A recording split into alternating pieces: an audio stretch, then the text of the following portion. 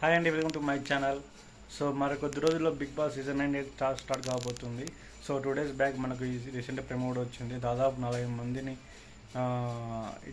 సామాన్య వ్యక్తులని వస్తారని చెప్పారు కదా. సామాన్య వ్యక్తులను 40 మంది సెలెక్ట్ చేసుకుని వాళ్ళు పరీక్ష పెడతారు.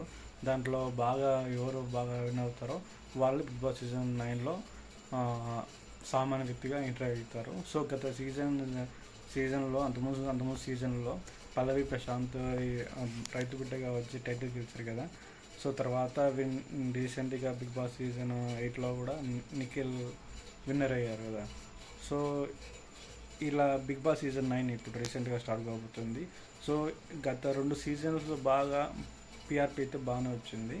సో ఈసారి చదరంగం కాదు రంగమ్మే అనే డైలాగ్తో నాగార్జున గారు రీసెంట్ ప్రేమ అయితే బయటకు వచ్చింది కదా.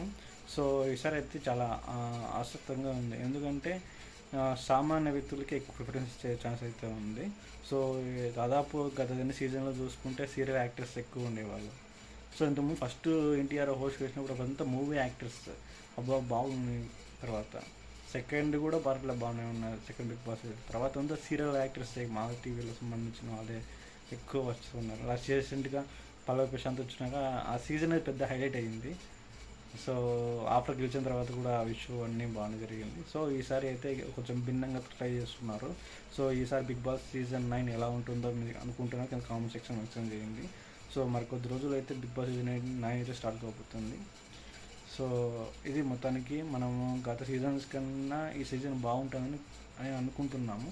సో ఎందుకంటే చదరంగం కాదు రంగమ్మే అన్నారు కదా డైలాగ్తో.